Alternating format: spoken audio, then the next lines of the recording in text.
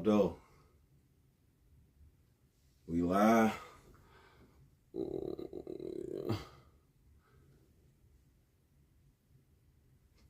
live? Oh, shit. I started the live on my wrong thing. Hold on. Let me cancel this. My bad, y'all. What up, though, y'all? We about to go live. We on Twitch right now. We about to go live on IG. I'm about to go live with Dunlap.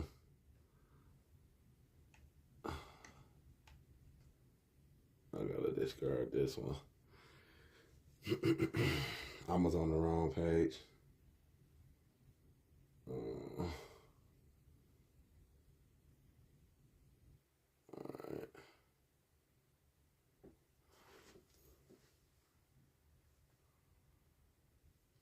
We live now. What up, though, y'all? We about to have a sports discussion. We let everybody tap in real quick.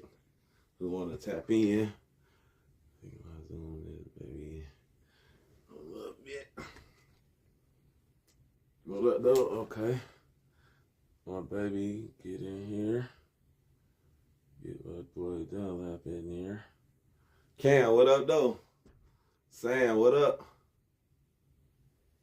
Dunlap, what's the deal? Can you see me? We perfect now, baby. I ain't driving. We lit now. I can see you. What's good, my good brother? What's up now? All right, okay, man. Y'all know what it is right now, man. This your man, Super Dope, and I got my main man, Dunlap, Coach Dunlap, a broken vessel, and I'm representing the Elite Vibration Podcast. And what you representing, my good brother? Man, Beyond the Athlete. Beyond the Athlete. Beyond the Athlete. Beyond the Athlete podcast. Okay, now let me tell y'all this. Now, this is our first time tapping in together. We was trying to get it going yesterday. We couldn't get it going. But I will be doing mine on the Elite Vibration Podcast page or the Elite 29's page. We just giving y'all a setup right now, just letting y'all know where y'all can find us. We gonna go live for this one. We gonna rock out all the way through here. But moving forward, we'll keep y'all posted. We probably tap in a few times a week. Y'all let us know what y'all think after this too. Anything you got? No, absolutely. And then you'll start seeing both of us in each other's podcast venues, man. We're gonna have some real topics, some real conversations, special guests, and with our relationships and our connections, you never know. Our podcast may pop up at a game, set up and everything. You know what it is now. I'm going live today. I'm eating combos. Y'all got to excuse me. I ain't gonna eat online no more. I don't think I'm gonna do that. I don't like it. But it's live. It's real. This is what it is. But I'm going live today. We play today 4, 6, and 8. My son, we going live on location, so y'all can watch that. He gonna get some games in with the Clarksville crossovers. Okay, let's get buckets. You never know when Coach Dunlap gonna pop up at the gym. Okay, we playing in Columbia, like Spring Hill High or something. For everyone listening, this coming up Thursday. Middle school is the last middle school open run. We're gonna have some special guests, big talent. The past 3, 4 open runs we've had, man, 15 to 25 kids, 15 to 25, 30 kids. Man, and we get it in. We going old school. You call your own fouls. We letting you touch. We letting you bump, hand check. The first 20, 30 minutes is very controlled. We're gonna teach basketball, but the last hour and a half, we're gonna let y'all run. And then the last 2 games, it's just like back in the day. The last 2 games. The only 10 that's gonna be on the court are the 10 who deserve to be on the court. Oh yeah. We don't play no favoritism. We put the 5 versus the best 5. So the last 2 games, you may not even touch that court. Man, you know how. Like it was back in the day, you gotta earn your way on the court. Come on, man. You know how I go, man. We gonna make them teams even and ball out. That's how I go. Man, what we've done is the last 2 games, the ones who've been getting busy. When I say get busy, that doesn't mean you making all the points, you scoring. That means being a leader, playing defense. What we do is we'll pick a captain and let you pick. We let you pick 6. So it'll be 5 and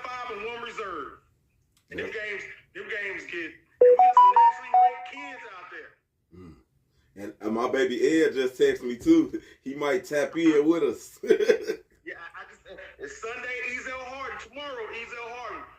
So on Thursday, it's from 6 p.m. to 8 p.m. at Pearl, and Ezel Harden on Sundays from 4 p.m. to 6 p.m. Middle School Open Run. Okay. That's gonna be lit, man. That's gonna be lit.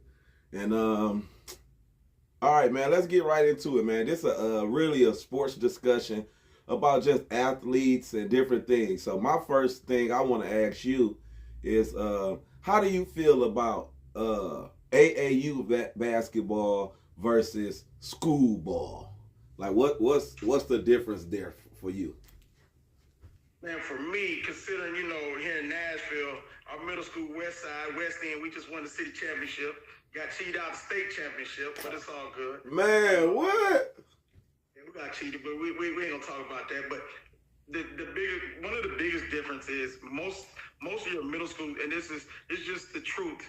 Most of your middle school teachers, because of budget, especially here in Davidson County, and I know Ruffin County may be a little bit different, but you really don't have a lot of qualified coaches in middle school ball. They really, it's just a administrator or a teacher who just wants an extra check.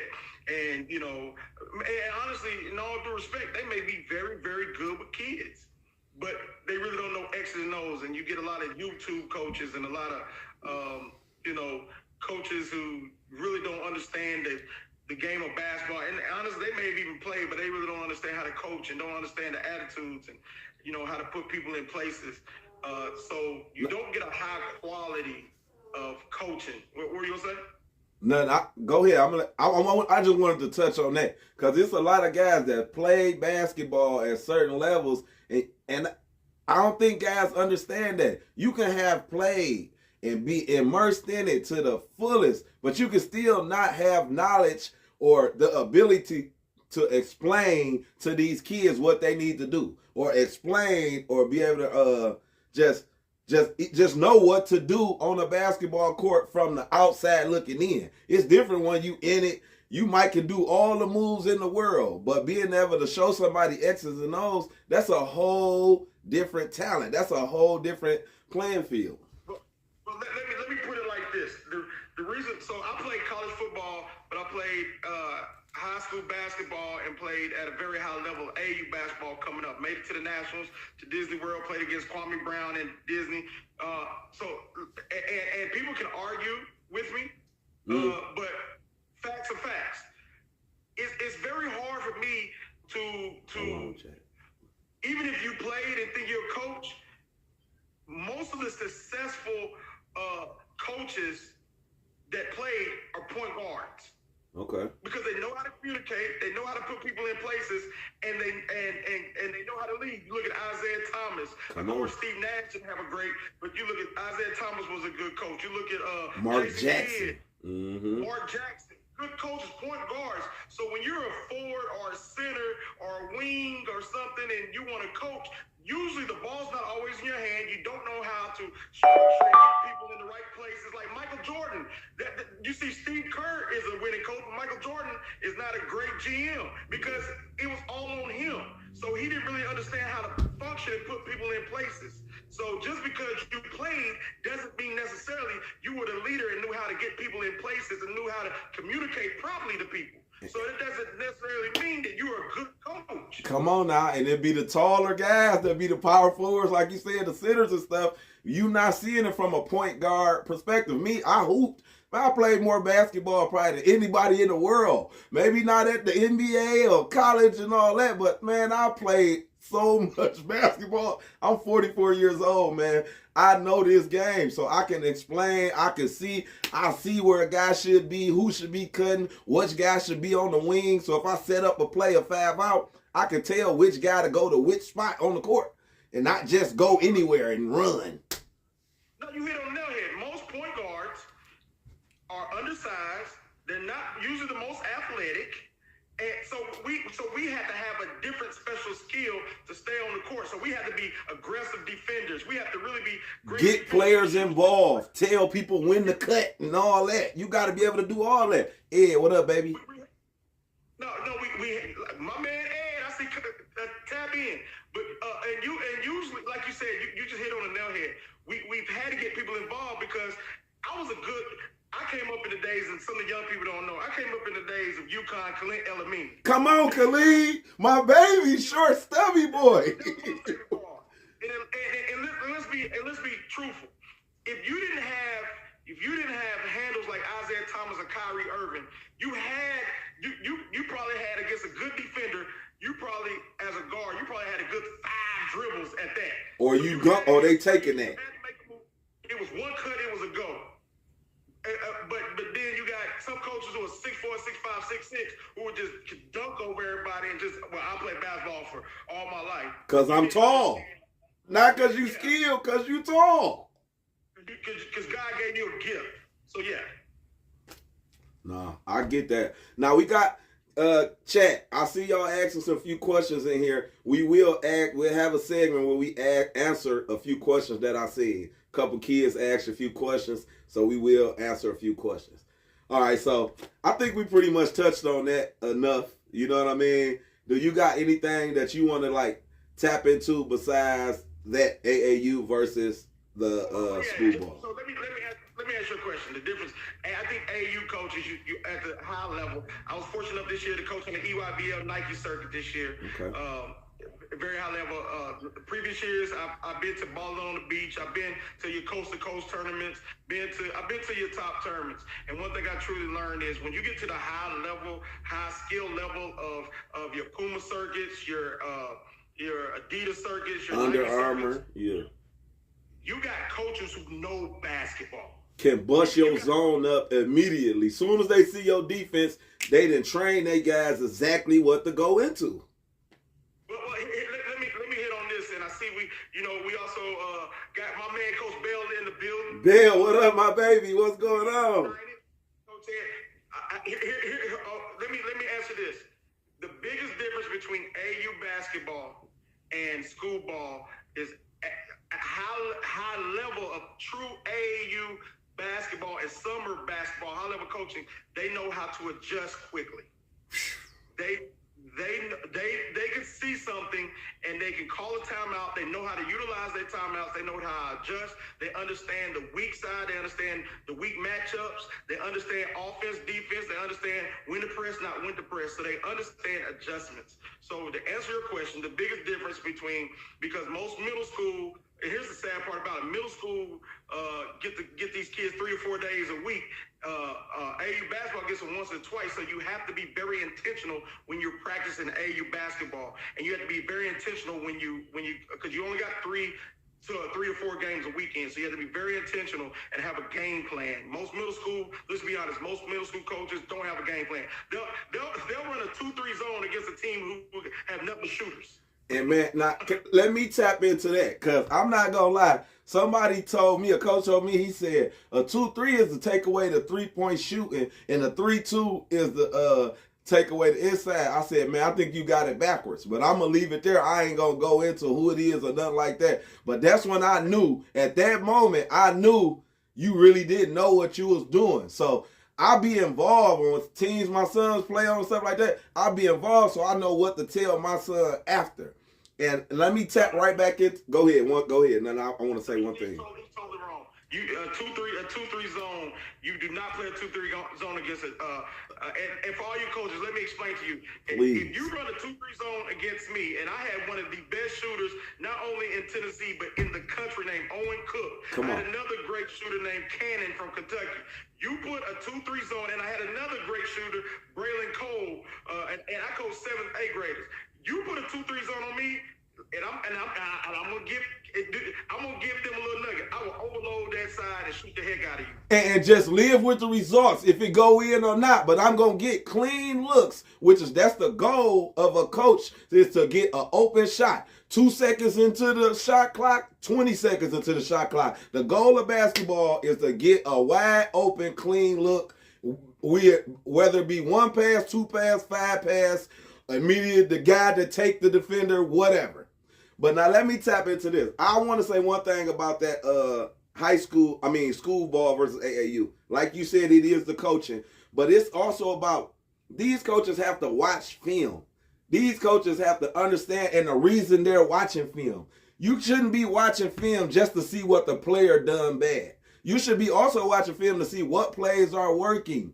What are we doing well? Which team, which unit is meshing well together with your guys? And a lot of coaches don't look at film and then just think they see, oh, I see what's going on. You do not see what's going on. It's impossible because you engaged in that moment. So when you go back and look at film, it's to catch everything that you missed during that game. You know what I mean?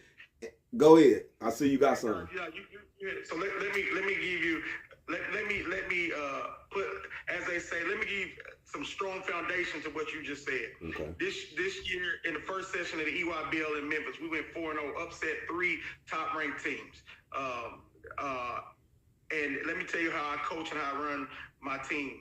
And just go. So my assistant coach is there to help me and see what I don't see and to take notes. Come on. To take notes. After we played, we went back to our Airbnb with the team, grabbed some food, and we watched film. So we had notes. So, prime example, the note may say at 2 minutes 32 seconds, such and such player did such and such. So we can go straight there. We can look at that series and then have them break down of what we're looking for in that position. Come on now. Like I said. But then let me hit on this. Then we went to the next session in Cullum, Alabama. We didn't watch any film. We didn't do what we did to get there, and went 1-4.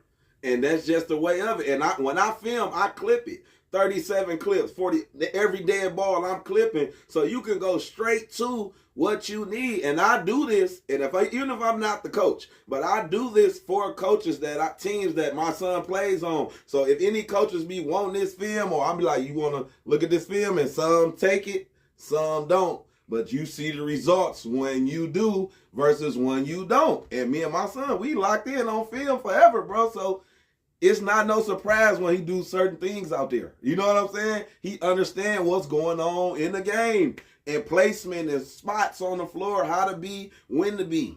But it's levels, bro. It's levels, man. And then something too, a lot of coaches are prideful. You know what I'm saying? They think their way is the best way. And I personally believe, as a coach, I'm 44. I've been coaching since I was 20. I done coach all levels of kids, all ages. You have to coach for your personnel. If you run a triangle, Phil Jackson, Kobe Bryant, Shaquille, dump it in, dump it out. But if you running that, you can't run that with every team. Some teams are running guns, space the floor, good pass and cut guys. Depending on your personnel, if you got that big man that can catch it in the post, turn face, see the floor, then it makes sense. But you have to adjust. A lot of coaches be like, no, man, this was working. I won with this, but not with this team. Yeah. No, you're totally right. Let's go with West End. West End, me and my boy, Coach Lowe, like I said, city champions, but he had an offense. He had an offense that he always ran, and his offense was a winning offense. We had the biggest boy in the city. We changed the offense. We put Malik down low, and we put the number 1 7th grader in the state of Tennessee, Junior. My baby, Junior. We put Junior in the middle. We put him on the wing, and he couldn't. We had a shooter named Jax. You got Javion that was guarded, the best athlete in Nashville. Ace, call your mama. Him and Elijah and Melo, and then so my whole point of saying that is we adjusted to our personnel. That's it. We adjusted to our personnel. You have to do that. You have to do that. And that's one thing I'm gonna keep it real about Rutherford coach Gardner. He did good with my son. You know what I'm saying? A lot of teams was like in middle school, they're like, man, bring Ace over here and woo woo woo. He said, man, I'm gonna let your son rock out. And that's what I wanted, man. I had that Gilbert Arenas outlook on it. Like, man, if y'all want to come over here and hoop with us, cool. But I don't want to go pile up on the team and then see what happens. I wanted my son to be able to take them losses, to be able to win them games, with it all on his back sometime and just having to make good decisions, overtime, close game, clutch, bucket for bucket, going against some of the best talent around here. So I wanted him to experience having to be that leader. Because like my man said, he said, you can go and pile up on this team 10 good players, everybody top 10, everything, and ride the bench. All you going to be is setting yourself up to be a role player for all of your life. You know what I mean? I'd rather my son be able to get buckets on anybody, score at will on anybody, and if you happen to pair up with 2 or 3 good guys down the line, high school, college, you know what you can do, so it's not a problem for you to fit in and adjust your game to score, pass, make plays, whatever you need to do, and not be forced to a corner boy. You know what I'm saying? All you can do is shoot from the corner because that's all you can do. That's all coach ever put you as. That's real. So yeah, man. That's what I feel like the difference. I think we both hit on the nail head of just when it comes down to is being prepared, being ready, understanding the knowledge of the game. You know, school ball versus AAU. So yeah, I think we made some great points. Okay. All right. Cool. So move right along. Do you got anything? You got a topic you want to touch on? I like this though. Hold on. Let me say this. My baby done left. I like this. This feel right now. You feel me? This feel right. Hey, so hold on. I know we mean you talked about some subjects, but we got Ed in the building and maybe some more. Here's a subject I want to touch. Okay. Can we get messy? Let's get messy. Ed, you in here, baby? Can you get messy? You want to tap in, Ed? Tell me now. Hey, let's get messy. What's your thoughts on private versus public?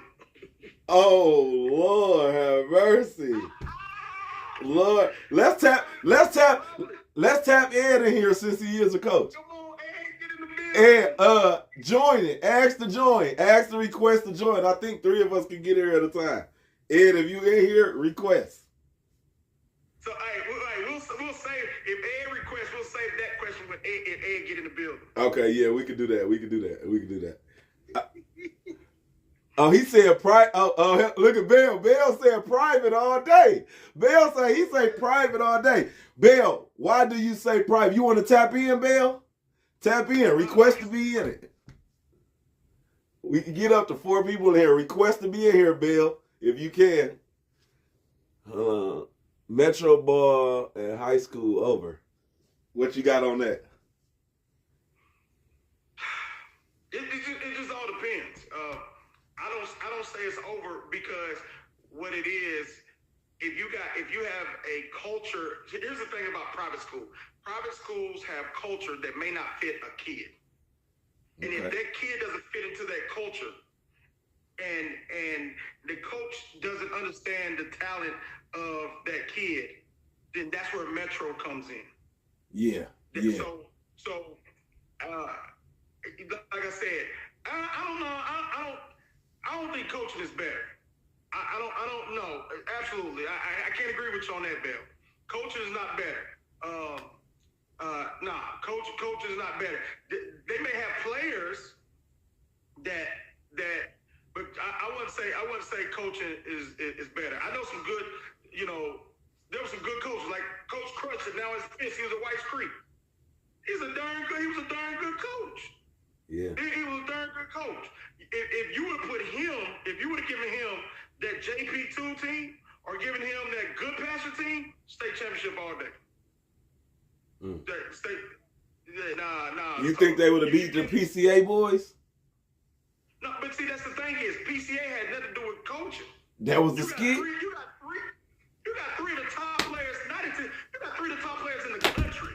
Man, can I please say one thing to that? Because this is just taking it back to where we was talking about earlier. Back watching film and stuff too. Coaching, a lot of coaches be like, when you win a good close game, you happy, you bouncing for joy. But then you go back and watch film and you a coach that call plays damn near every time down.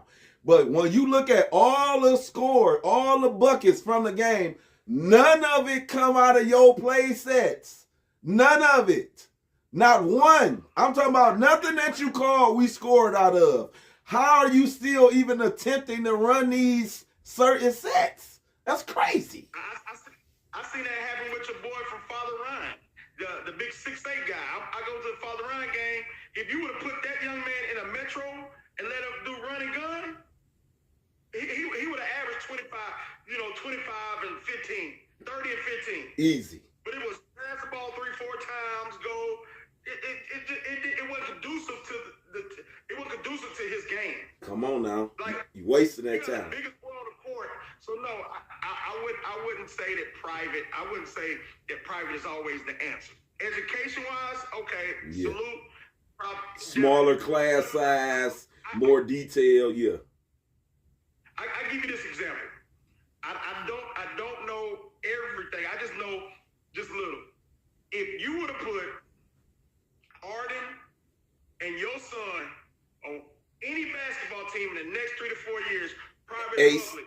Ace, go on here, say it on here. Ace, the athlete, so they can know who you talk about. if you put Arden Lewis or Ace the athlete on the same team and give them a true 6'6" big man, man, they can go to PCA or can go to Rockville and they go to the state tournament. We didn't have no bigs in middle school. That's why we lost. My son was out there 20, 25 a night, but he ain't had nobody that could just catch it and dominate down there and just get busy with him. If we had this one dude, man, I don't know what school he go to, but his name is Miles Mosley. He played with us at Select. Damn, they was in middle school. I forget what school. It was probably like a Franklin, something in Franklin. I know it's out there somewhere. But his name is Miles Mosley, bro.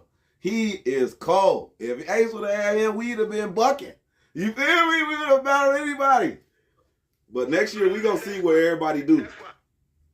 So, and this is why I say that I'm not always jumping on the private, because privates are more of a system and public is more of the athlete. Yeah. Because you don't know all the athletes you'll get every year. But you got a lot of coaches who are in private. And here's another reason why I don't always say private. Because a lot of these private coaches, and I ain't speaking on what I think, this is what I know. Y'all gotta understand something. You talk to a coach that's been coaching in Nashville for 11 years, has been around for 20. There's a lot of coaches who don't understand the culture of these kids. You're getting upset and giving demerits to a kid that you wouldn't even realize, man, he ain't ate in 2 days. It's the difference. There's a culture. There's a culture difference. So what they do is sometimes they'll bring someone like me or some a coach like myself or somebody in to try to connect with them. Bill. So I've also seen that too. I've seen private schools that try to make a young black kid, especially, make him not see his blackness and just make him be American. No, he can be an American here in your school, but when he steps out there in them streets, his reality is his reality. Black boy. Mm-hmm. He's a young black boy that's going back over to Lishi. He's a young black boy that's going over to the project. Or he's just a young black boy that may be going to a single parent home. And you have no clue what's going on with him and his family. Yeah, so like I said, that's not all private schools. So there's a give and take with private schools. And then you got my boy over at Franklin Road, football coach, Coach Ed Sanders. He knows how to tap in. So it just all depends what fits your family. But I'll never say just 100% private over public. Nah. Okay. Meg, what up? Hey, hold on. Hey, we talk about basketball.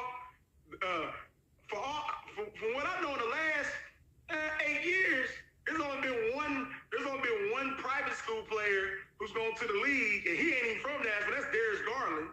Then you got two from public school, Kane Ridge, that played in the NBA. Yeah. Ball and Miller. That's a fact. Meg, what up? We got Meg Cam in here. Shout out Meg doing her thing. Clarksville's finest. You already know. Meg, I need to see you Thursday. She say, Meg, I need to see you Thursday. What's going on Thursday? It's that overrun, man. Oh, you need Meg up in there to come. Oh, yeah, my bad. You need Meg to show up pull up to that open run, get some of that footage. Yeah, man. So that's why I say I think I think sometimes we get caught up running, thinking they private schools water is colder, but not always. It's not always the case. Okay. All right. That was good. We touched on some good things right there. That's beautiful, man. I like this right now. I ain't gonna lie. This is a good feeling, Dunlap. We got to do this more often, man. We could have been doing this so long ago. You know what I'm saying? I just woke up. I said, I'm not gonna lie. I'm like, I just got to keep getting this content out here, man. I just got to keep tapping in with my people. So many people be like, man, put me on the podcast, especially when I first started doing it. Like 5 years ago, I started doing this. You feel me? And I never just was consistent with it, bro. I never stuck with it. Now I'm just about to just get it going, man. Forget it. So let me ask you a question. All right. What do you do? And I hope parents really see this, man. And if not, man, share this with parents.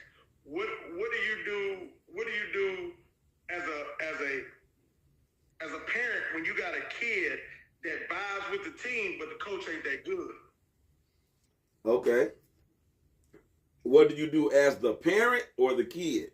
Yeah, we're talking about summer ball, AAU and summer ball. Okay. So what do I do as the parent when the coach is not that good, but he's on that team? But your kid got friends on the team, he vibes with the team. They ain't all that good, and the coach ain't that good, and you feel like, hey, my son ain't my kid. What advice would you give the parents? When is the time to step in? What is the advice you give the coaches? What would you say to your kid? All right. Now, let me make sure I'm doing it because I don't want to say the wrong thing. Now, you asking, what do I say to the parent if the team is not that good and the coaching is not that good, but they're all friends? Yeah. Okay. Now, if the coaching is good, you can stick it out.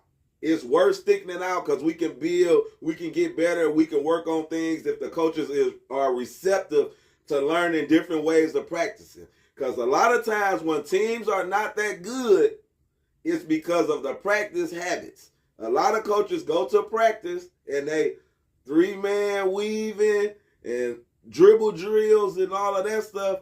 At this level, 14, 15, because this is the level that I'm speaking to. It is a time for that during the development stage. But when you get to an elite level basketball, it's time to get your sets and stuff together, placement on the court, so guys can understand. So what I'm telling my son, if I feel like the coach is not that good, I go through it, I listen to it, I have a conversation with him. And I just explain to him what he needs. He needs to absorb everything that he's saying and use what you need. And you get what I'm saying there? Take what you need from him, but I give him stuff as well. So now what I'm speaking to the parents, if a coaching is not good and you feel like, it depends on what you feel like is bad coaching. Is it that you saying that his scheming is bad? You feel like the team can be better if he did something different? Or do you feel like he just not giving my son minutes that he deserved over this kid because I watched my son dog this kid out? And how are you playing him? Maybe because you got a relationship with the parent, the mother, or vice versa. You know what I'm saying? Whatever. So now that's a different set of questions. So I'm going to answer the first part first.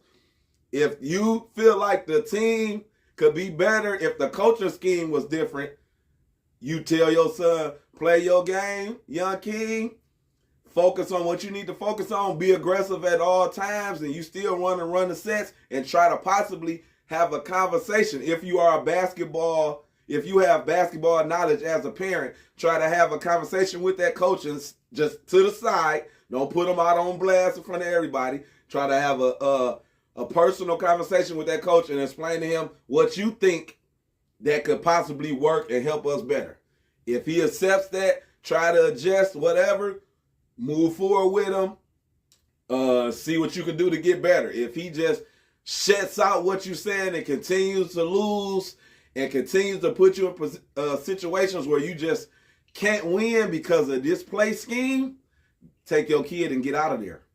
I'm going to be honest with you. It's time to go somewhere else. If the coach can't understand, can't receive no type of information and accept it and really just accept, like, damn, when I ran this 3-man weave with 2 minutes to go on the clock and we lost the game, we was up 10, I should have just kept scoring that wheel when I had a chance to. If you tell the coach that, like, man, we could have just won this game easily, bro. If you just kept scoring, they couldn't stop us. But you trying to play whole ball, and if he just fighting that tooth and nail, we got to get out of there, because you don't understand this shit. Holding the ball is a minute left type shit under, you know what I mean, where they got forced to foul. You're not holding it to try to hold the lead. You want to keep scoring. You want to keep playing basketball. But now, to answer the other one, if it's, this kid, coach friendly with this guy mama, so he playing them hella minutes, but he got 8 turnovers a game. He scoring 3 points playing 35 minutes. And then my son get in the game, score 15 points, no turnovers, 5 assists, come back, win. Every time we down 15, put him in, we come back. But if you can't notice that as a coach, because I even take it this far, dog. Daddy balling too. That apply to daddy ball too. If you friendly with somebody, mama, or if you a parent that's a coach, or uncle, or relative that's a coach, and your son just really not, that's it, but he getting all the minutes, that's a problem, because you're not playing it fair. And a lot of times, organizations, coaches, it's not no knocking nobody, we just speaking in general, they put who they want to put out in the front, no matter who is producing. You know what I mean? Me as a coach, I don't do that. All these kids, young kids, I'm Coach D. Ask any of these kids around here. I love all these kids the same. If you can play basketball, you're going to touch the floor more than the next kid. Other kids, everybody going to get their opportunity, but who's ever producing during that game, that's who I'm closing games with. Not the person I'm cool with. Not even my son. It's been times my son, you wasn't doing as well this game. Son, you on the bench. These guys then went on an 11-0 run, 10-0 run with you on the bench. So why I can't sub you back in? When it slow down, when they run slow down, I'll sub you back in. Because I can have a full-blown, me as a coach, I can have a full-blown rotation. All right, you going in, y'all 5 going in at the 13-minute mark. These boys rolling. It might turn into the 10-minute mark, the 9-minute mark. You know what I mean? Just because they rolling. It's just, however it's happening that time, and you're going to praise your teammates, be happy for your teammates, cheer them on, you're going to get your opportunity. But that's how I feel about it. What about yourself? No, man, that was a great statement. I just wanted to come as a, of course I had kids who played. I had my sons who played, man, but, you know what I mean, you locked in and you in, man.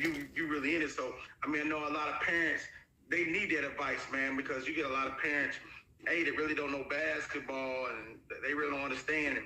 And not only that, man, the one thing I would give advice as a coach is I would try to make it a team thing with you and your kid. I have parents come up to me and ask me why my son not playing, and almost 99.999999, 100%, I can tell that parent why their kid's not playing. But what I ask them to do is I ask them to, and I give the coaches these advice. And I'm going to be honest with you, almost every single time I've ever done this, man, not only have I gotten respect from the parents, but the parents see, now I've changed the parent and make them see it from a coach's eye. Because almost every parent's always going to see it from a parent's point of view. For sure. And they don't see the small thing. I give this example. Last year, not going to say a name, last year I had a parent, man, confront me after we were playing in prime time at MTSU. Man, my son, I feel like, man, you got your favorites, Coach Dunlap, man. When my son make turnovers, you always take him out. You don't take when such make turnovers. I said, okay, that's a fair assessment from your position. Mm-hmm. So I said, here's the difference. I want you to watch this. You're right. 2 things. First of all, your son makes turnovers, and we don't even get past half court. Watch how many times your son makes turnovers, and we can't even get into an offensive set. I don't mind someone making a turnover. Let's say Ace. I don't mind Ace making a turnover, doing something bonehead or stupid if it's going towards the goal. At least get a setup in a play. Number 1. Number 2, watch when your son makes a mistake how emotional he gets versus when that other person he hustles back. I don't even care if he fouls And get the block off the glass. But he hustles back. Watch how many times I have to tell your son to get, because your son's a guard. Watch how many times I have to tell your son to get back on the shot so they won't get any fast break layups. And he already at the top. He already at the top. I said, I want you to watch those three. And then after the next game or two, if we're still not eye to eye, then let's talk. Man, let me tell you something. After the next game, all he did was put his hand up. Coach, I got you. Say what you talking about. And now you go home and talk to your son. You had a real conversation with your son. You have to be realistic with these kids.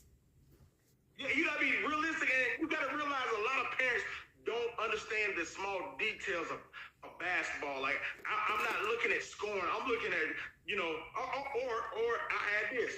Watch how many times I have to tell your son to play help side defense. Get in defense position and help side defense. And so now what I've done is I've given the tools to the parent to go be a coach for me at home. Right? You know Coach Dunlap looking for a help side defense. You know if you make a turnover, get your tail back. Hustle. We got to do better ball handling, because I see what Coach Dunlap talking about, man. You had the ball 5 times. You turned the ball over 3 times before you got to the 3-point line. Come on now. Then you making a nervous pass because of the pressure on you.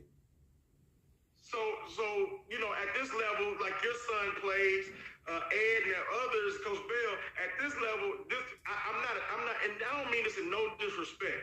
I'm not an every weekend TOA, and if some of y'all listen, TOA's out in Franklin. Yeah. No disrespect to them, but I'm not a legacy course of TOA every weekend coach.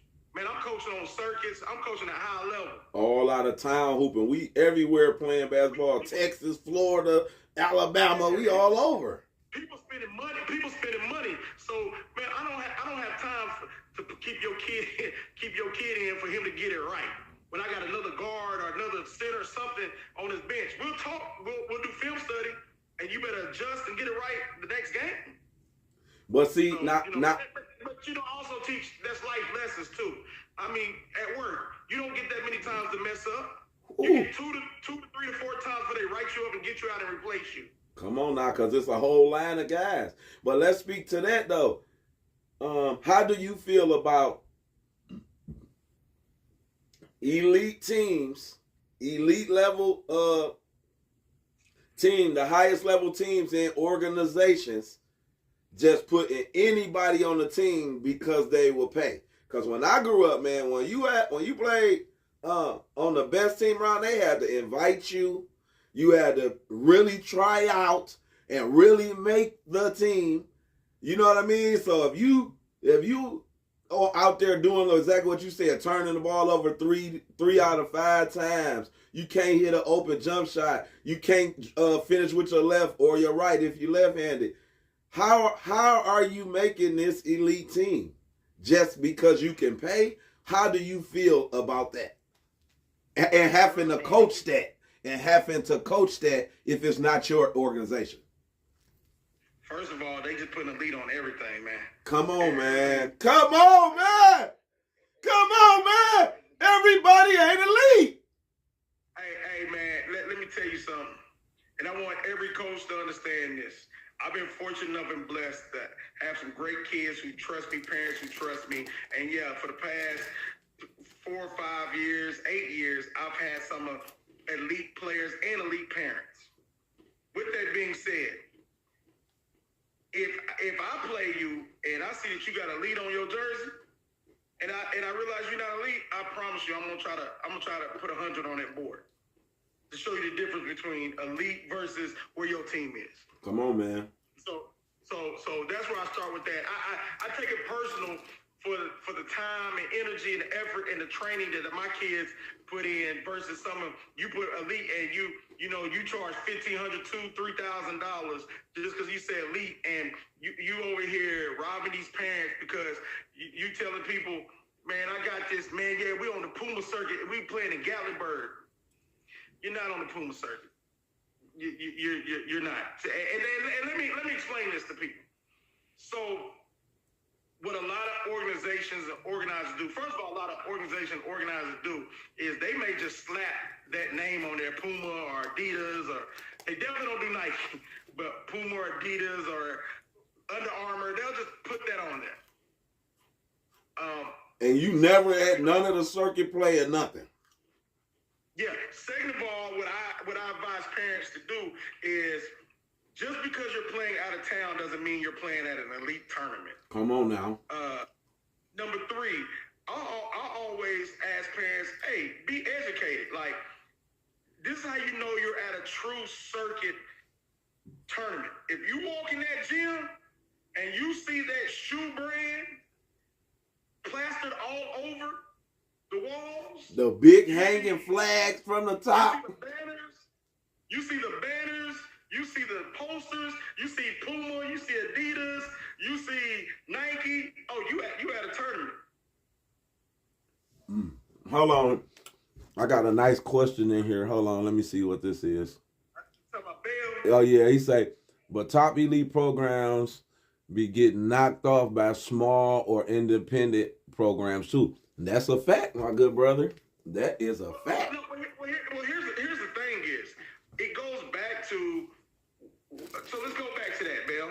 I say yes that's and good no. coaching Because and scouting. it's not only is it coaching 100%, but also it's all about players too, right? You know, you may see a name out there, and I'm not gonna say any names, but we beat some, as you say, Bill, we beat some prime time. We beat CP3, and not only we beat CP3, the assistant directors over the EYBL. But however, they got 3 or 4 programs. It's a lot of factors that go into that. So I don't look at. So I'll say this in a nutshell. I don't focus more on elite programs because what makes elite programs are elite players. Come on now. So I don't get caught up in the hype of elite programs because elite programs, yeah, are they supposed to get these elite players? Absolutely. But 9 times out of 10, you know, I hear you, Bill, you say elite programs, but what, you know, being on these circuits the last 2 years, what you'll come to realize is the lead player that's in that area, now it's a money game. Great. So now I'm with NYBA. Let's take this prime example. I'm NYBA. You, Bell, and all of us have been around, we have trained, and we have coached probably the next year lottery pick in Lincoln Crosby. For sure. I got him on so much. I got Lincoln on so much film, and Malachi Gersham's son. Oh my God! But at the end of the day, Lincoln is an NYBA kid in and out. Yep. His dad still respected. Josh. At the end of the day, huh? Josh too. Go ahead. Yeah, Josh, all them. They're NYBA boys. However, you get let's use Josh. I don't know the details. We can put Trey Pearson in there. But at the end of the day, I'm going to use Trey Pearson because tallest parents and I respect that. NYBA kid had one of the top, the 2026 doing their thing. It is what it is. But when you got Bradley Beal that comes and they have a better package for him, can buy everything, the trip sponsored and all that. Yeah, they're going to take that kid. Mm-hmm. So once again, they taking the parent. They not taking the kid. They taking the parent. Yeah, they take the parent, and the parent taking the kid. Come on now. So that's why I say I don't really get caught up in elite programs anymore because now with NIL and money out here and shoes and brands, man, you know, I always say this. I mean, I love him like my own son. I truly, truly do. But let Junior get to be 6'5". It's a movie. It's Cedric Holt Jr. I'm gonna say his whole name. Let him get 6'5" plus. I've already said he'll be the next Anthony Edwards. No, he gonna be one of the ones, boy. He cold. If he gets 6'5", and you know, and I've always tried to preach to him, man. I don't want you to look at so much to go searching for another program. I want you to get in the mindset of having Cedric Holt Jr. elite. So my whole point of saying utilizing his name, Sadig, is, man, you may have a bigger program and have a bigger package. Yeah. And so I would say, hey, go ahead. Man. Flights, hotels, shoes, all that's covered. So once again, to put it, I don't really think that's as much as elite programs as they're elite players that move around. Yeah. Just like when I came up in the '90s, and I'll say this little part. When I played in the '90s, late '90s in AAU, we had a team called the Tennessee Travelers. That was the number one team here, the AAU team here. My sophomore year, Tennessee Travelers had Vincent Yarbrough, Tony Harris, Ron Slade. They had the top players from West, Middle, and East. That was the one team they had. And then you had Memphis that had Memphis YOMCA and Memphis Bellevue. So you had three teams in the state of Tennessee that, now you got, like you said, everybody slapping a lead on their name. So it ain't even elite teams anymore. Man, we put in Prime a couple years ago, I was NYBA. We smacked, because I'm NYBA for life, because y'all boys better know it. Because I move around, I'll be having to make moves for my baby. But y'all better get with it. You know what time it is. Big NYBA came through there. Some of the best talent through there. Coached them up. Do you hear me? But anyway, we smacked Team Thad, cuz by 30 in the championship. You feel me? They were supposed to be you feel me? We beat the brakes off them boys. Oh, some crazy. Oh my God. Yeah. No. So that's why I say, man, it ain't really it's elite players, man. At Prime. Your son is one of those. And I've always said this about Ace. You can put an Ace on any team and he gonna change the landscape of it. We just did it. We just went over here and won that Under Armour thing. No doubt about it. That boy was just over there just blending in. I've said this, and I'll say this publicly, and I've said this numerous times. I've said this to our directors. I've said this to you. I've coached everybody that's in the 6th, 7th, 8th, 9th, 10th, and 11th grade. I've coached.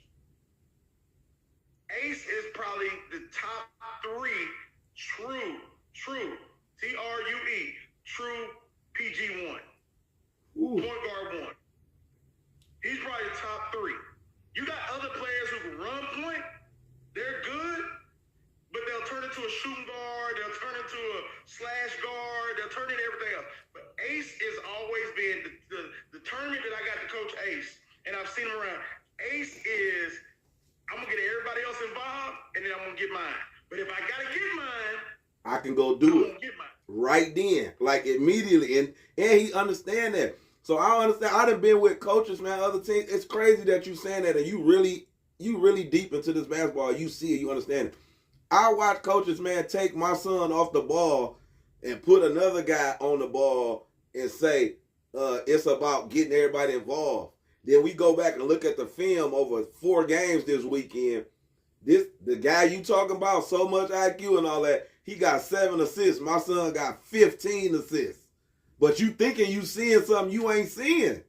Because you just want it to be somebody else so bad. Really, this boy be out here, he, like you said, he just see the floor good. Period.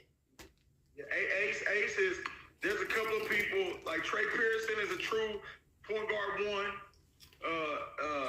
Ace is a point guard 1. There's Noah Hughes at White Street. What? That boy Noah is one of them ones. Do you hear me? Winnie, where you at, Winnie? Somebody tag Winnie in this, man. Noah is elite.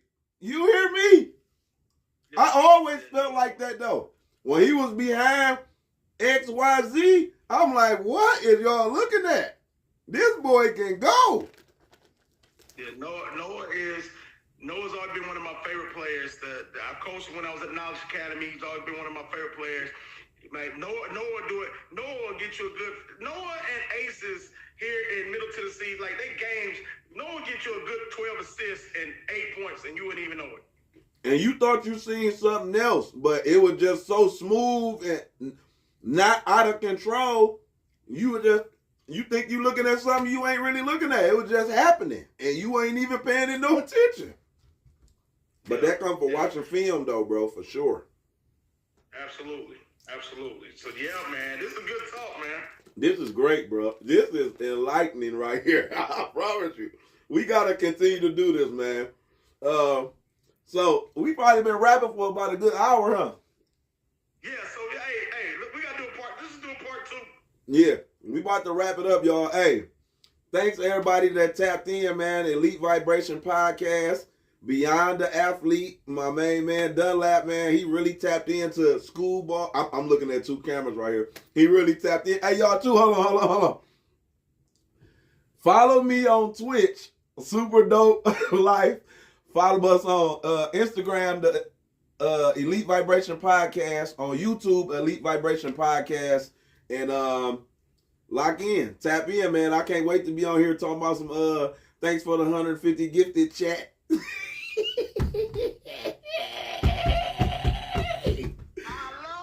What you got, Dunlap? What you got to take us up out of here, man? Hey, man, I just appreciate the opportunity. I appreciate the conversation, man. Man, I think there's gonna be just great things. I screenshot a couple of times, man, because when we do these lives and we do our chats and we got 150 views, I can go back and say, man, we this is where we started, man. This is where we started. And, you know, it's all good, man. I respect you as a father. You're one of the best hype mans out there in the world, and man, and I love the conversation of basketball, man. Bell, salute to y'all up in Richmond, Virginia on the Pro 16. Ed, thank you for tapping in. Once again, remember, tomorrow from 4 to 6, Ezel Harden, Open Run Middle School. Thursday, will be the last at Pearl-Cohn, North Nashville Middle School, Open Run. Man, salute to my boy Raptors 2030 in Clarksville, man. He done brought some kids down here. He's doing his thing up in Clarksville, man. So any programs, any coaches I know that's really about this business, man, I always want to salute, man. So, my guy up in Clarksville, I know Crossover, they up there, they've always, Danny, they always done their thing, man. But I mess with Danny, that's my guy. Top spots. Yeah, exactly, man. Salute to all of them, man, and any way that we can be a help, man, y'all just tap in. For sure, man. And I respect you too, bro. We done had so many off-air phone calls and conversations nobody would even ever understand. And we really understand basketball. And I always respected your basketball IQ, your basketball knowledge, man, and everything you do, bro. And you keep it solid. You keep it thorough. You've been the same ever since I met you. You never switched up. You never act funny or none of that. So I respect you, and it's much love forever, bro. And we might be doing this tomorrow. Hold up, man. Hold up. We about to end, and we got, man, I may get this grinding private. My baby Will in the building. What up, boy? Salute to y'all's, what y'all doing to Bradley Bill. Oh, they tearing it up, ain't they? Was that 20? Is that 20? 32. Yes, sir. 2032, man. Will, y'all doing y'all's thing, man. Man, salute to what you got going on. Y'all can check Will out at Middle Tennessee Christian, if I'm correct. He the middle school coach down there. They're gonna have a squad next year. And Keelan, his son, that boy elite. Him and Cavalli over there tearing it up. Yeah, man. So good chat. And then as we move forward, we're gonna have people like him on these chats. Yeah, Will, we got to get you on there. He got a great mind, man. Here's the truth, and I'll be out. Man, we're truly blessed with a lot of great-minded basketball savants around us, man. Yes. I love learning. I learning from you, Will, Bell, Ed, David, everyone. It's like you talked about with your son, man. I'm one of those where I'll eat the meat, spit out the bone, and just pray about the rest. I can take something from everybody. I do that. That's what I do.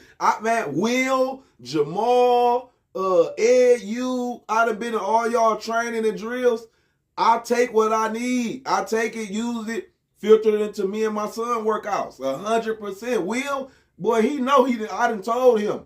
You done gave me so much stuff I go use, we work on. You know what I mean? That's why his package, like it is, because I'm going to keep it real. It's his package now. So, y'all stay tuned. We're gonna be locked in. Hey, next time we're gonna get in the studio so we can do this legit and real. Let's get it, bro. I'll pull up on you. You can pull up on me. You know, I got the podcast, the whole setup at the crib. It just was a little hot out there, so I did it in my room today. Let's connect, man. Good luck to your son and good luck to everybody who out there still playing. Yep. Salute everybody who tapped in, man. We'll see y'all boys tomorrow. Elite Vibration Podcast. Beyond the Athlete. We gone. That was hard.